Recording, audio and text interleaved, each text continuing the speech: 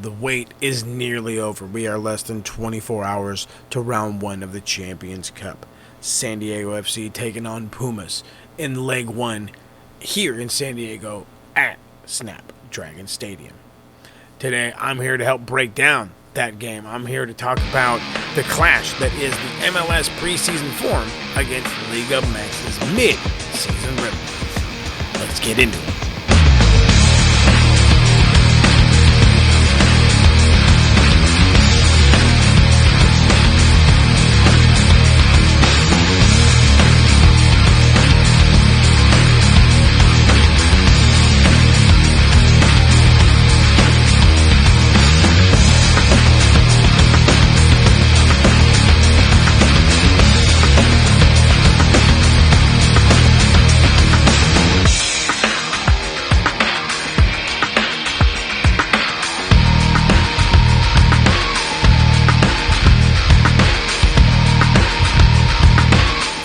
Training and preparation. San Diego FC kicked off their 2026 preseason training just under a month ago on January the 6th.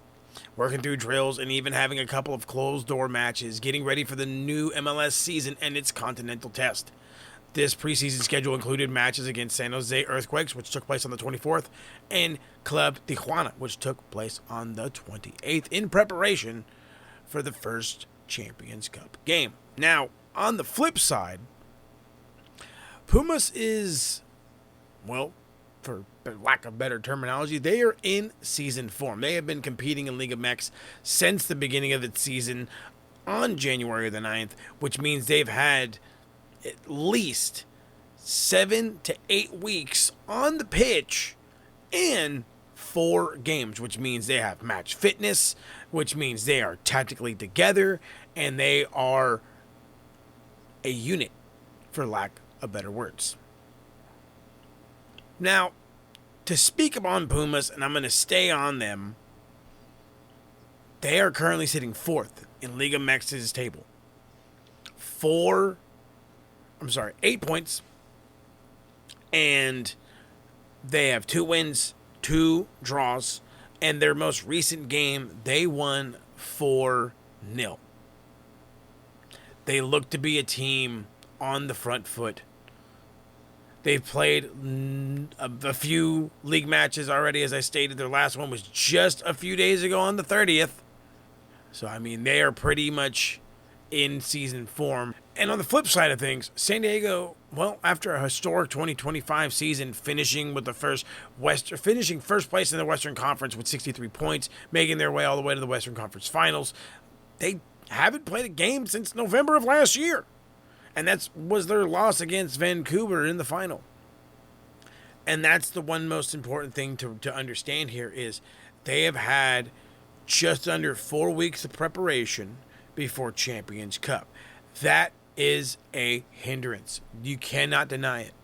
It's going to be a little bit of an issue. And I do just mean just a little bit. And the reason why I say that is because you can think about it in the positive manner is they're hungrier, they're going to have fresher legs, and just they're hungry.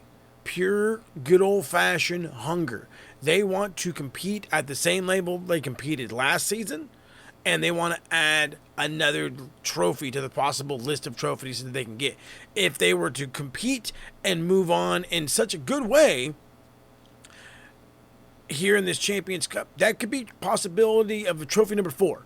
You could have up to 4 trophies in 1 year. Can you win the quad, the quadruple? I think we just call it the quad at this point, but I don't know. It might get medically confused with other things. Now, here's the thing. In every single match we have key players. And that's one of the reasons why I am not as worried about Pumas as maybe one would be. I feel we have a plethora of players that can do just it. And I'm going to talk about 4 key ones. And we have to talk about our MVP, MLS's newcomer of the year, the creative engine behind it all, Andres Dreyer. Down 1-0 in the first couple minutes on an own goal. Dreyer from distance. Oh my goodness! That is out of this world from Anders Dreyer. He will be a vital part of this whole game with his creativity, his ability to take off in counterattacks, his ability to beat guys one-on-one down on the outside, and his crossing ability. He is absolutely our everything. If we ran a true attacking midfielder, he might actually be it if we had a replacement on the right side. However, I am going to be looking at a different replacement, but this side on the left. Yes, we are going to be without Chucky Irving Lozano. We already know the story. You can check the past episodes, but I want you to pay attention to the guy that just might actually be his replacement. He was the man 2 years ago when he played overseas for Bodo Glimt. And I'm talking about Amanel Pellegrino. Good football this. Pellegrino on his right foot scores! Sexy football from San Diego down that right-hand side. See, now the thing with Pellegrino is he has his ups and downs. But the one thing that he is great at is he is absolutely great at finding open space and using his pace to beat defenders on the outside. Now, that does not always come to fruition. There has been times where his cross is lackluster, his ability to break through the middle can't be, or his shots just are not it. However, he did finish on a high last season. And I'm hoping that all that momentum and his want to continue to be in this form follows him. Because with him taking over for Chucky and just adding goals, it's going to act like he was never here. Or at least a little bit feel like it. Now, another guy who I'm actually is glad that we brought back this year. I'm glad he got re-signed, and now he gets to prove his worth. He's our number 10, and I don't mean it in the jersey number. He's our attacking midfielder, Oni Valakari. Towards that, Nippers McVeigh challenging for it. Duel with the volley! Post! In full to Valakari and in! No flag, goal given, and Valakari has San Diego FC's first goal of the postseason. Now, Oni Valakari is, at one point, was our striker. Then he was our number 10. Then he's played in the 8. He's played on the left. He's played a plethora of positions. But his value comes through the middle. It comes through the midfield. He has the creativity to get passes out. He has the knowledge to take strikes on goal when need be. He is a threat, and he will absolutely be needed in this one. And lastly, and to my dismay, I wouldn't even say dismay, I feel that this is a necessary move, in all God's honesty. That instead of going for the fan favorite CJ Dos Santos, I actually feel that we should go with Pablo Cisniega. I say that now, and I have a starting 11 at the end of this video, so hold your horses, we'll get there. But Pablo Cisniega proved during the MLS playoffs he can do the job.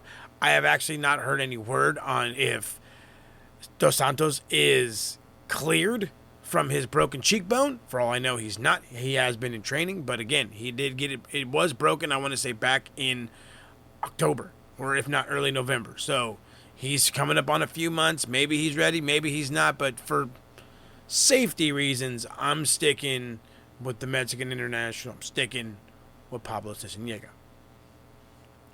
Again, we have to go to the flip side of this thing, because if we not only do we have key players on our side, but Pumas has key players on their side. And I just got done speaking about a goalkeeper, and this goalkeeper has Champions Cup experience. He's made clutch saves. Keylor Navas. Now, I'm not saying every goalkeeper can be beaten, but every goalkeeper can be beaten. We've seen it with CJ, we've seen it with Pablo. Everybody has a weakness, and San Diego FC will look to take advantage of it. But again, we are looking at a veteran goalkeeper with Champions Cup experience. Wonder how Mikey Vargas is going to plan his attack and hopefully get the better of this keep. Another one to look for, and this is a guy who is going to be dangerous up on the wings, and hopefully maybe the newly signed Luca Bombino or maybe the returning Oscar Verhoeven can get a hold of it, and it's Jordan Carrillo. Jordan Carrillo is a guy who loves to absolutely use his feet and beat defenders on the outside, break through the middle, and try to make something happen. He has been a catalyst for this team. If you look at the video, he's all over it. Another guy I'm a little worried about is Anibal Godoy's Panamanian teammate, Alberto Carrasquillo. I'm sure I got that wrong, and if I did, I apologize. But he is a guy who's been getting goals and assists since joining the club. again, he understands Godoy. He's probably going to have a bit of a, hey, I've played against you feel with all the training they do in Panama. And it might just be not a disadvantage, but maybe an advantage for them because we know how the Panamanian midfielders work. And we know how good of a midfielder Godoy is. So if Alberto is half as quality as I'm afraid he could be, it could be an issue going through the middle. And then, of course, worried about the two strikers, Guillermo Martinez and Jose Juan Marcias. And as of right now, they're not really scoring, but they are threats. That is the problem. That is the issue.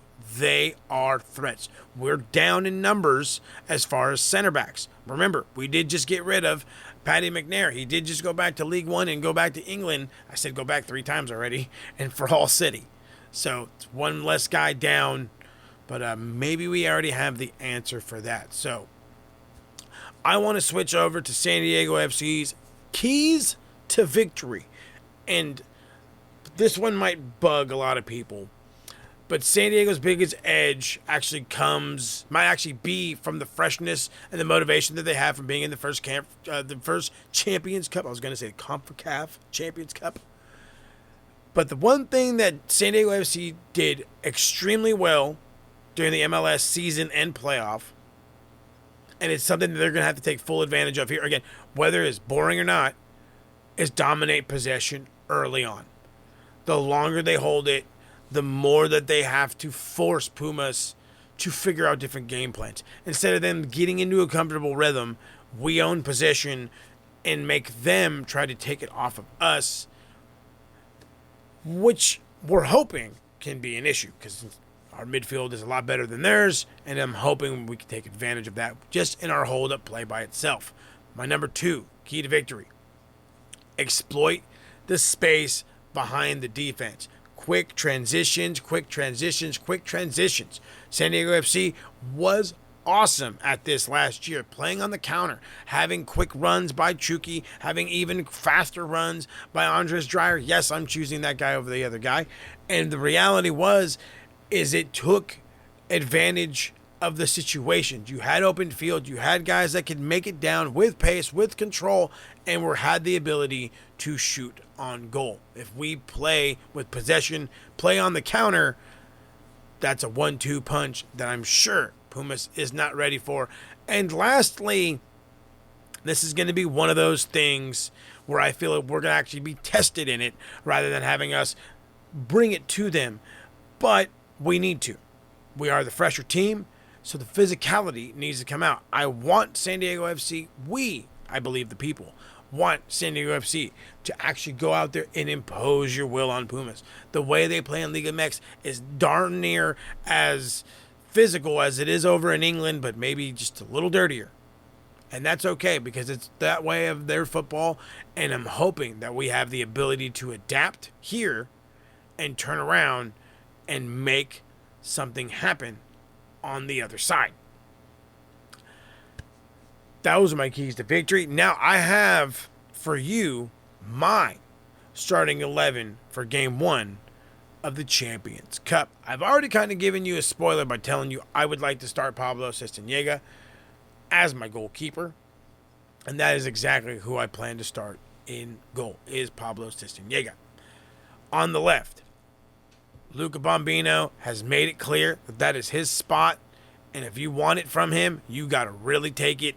And at this point, this club has not only invested time, but now money in young Luca Bombino. And I'm sure that left fullback spot is his for time to come. On the right side, I'm going to speak with the kid again, and I'm going to go the other side, the other newer re-signing in Oscar Verhoeven. I think these kids have the dynamic duo between themselves. They know they are the wing backs / fullbacks, or attacking fullback, if you will, that Mikey Varas likes to imply. They have the ability to get up into the final third, but also have the pace and stamina to be able to get back and play solid defense. The center back pairing, however, might be a little bit different. I was originally thinking before the news of Paddy McNair leaving that our Cup squad could be a variation of maybe Paddy McNair and Andres Reyes, but with McVay still being here and with McNair being gone, I really do think Manu Dua could use the rest. I think in this one, I want to go veterans. And that's when I'm going to go with Reyes and McVay as our center back pairing. I feel like that'll give them a nice edge. Again, we're talking about Reyes, who at one point when we signed him was known as one of the better center backs in the league, if not the best center back in the league. And we saw just how well McVay played for us. He and Manu Dua were just a great enough team, and at the same time, we had McVay in almost every freaking game we could. So that's going to be my center back pairing. My midfield is going to be exactly the same midfield that we ran in the playoffs, and it was our best midfield all year long. In the 6 is going to be none other than the best defensive midfielder in the game, Yepe Traverskov, our captain.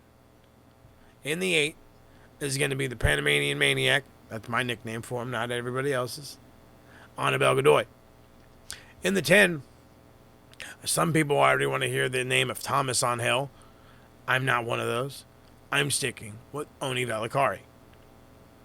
We go to the front 3, and we already know who's playing on the right wing. It's Anders Dreyer. Playing on the left, as we have no Chucky Lozano, and as he's pretty much solidified himself as that is his now spot, Amal Pellegrino will start on the left, which leaves me with the ultimate decision of who to have striker. Lewis Morgan was brought over by the New York Red Bulls, I believe is there, the New York Bulls, came over from New York.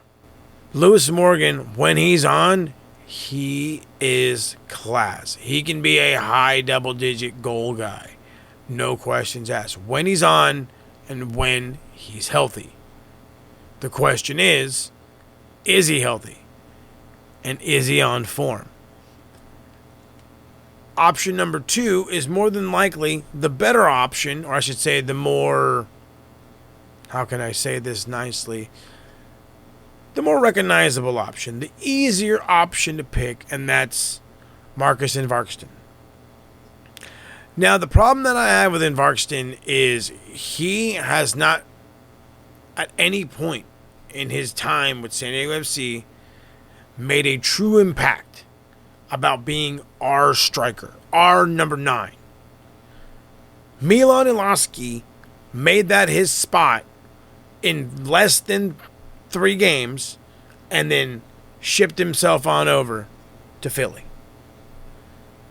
Marcus Invarkston is back. He's healthy. He was in the playoffs. But is he on form? And that's the question that I'm going to continue to ask. Who's really on form? Another option is to go Thomas Angel, who's played the striker spot before, who's played the number 9.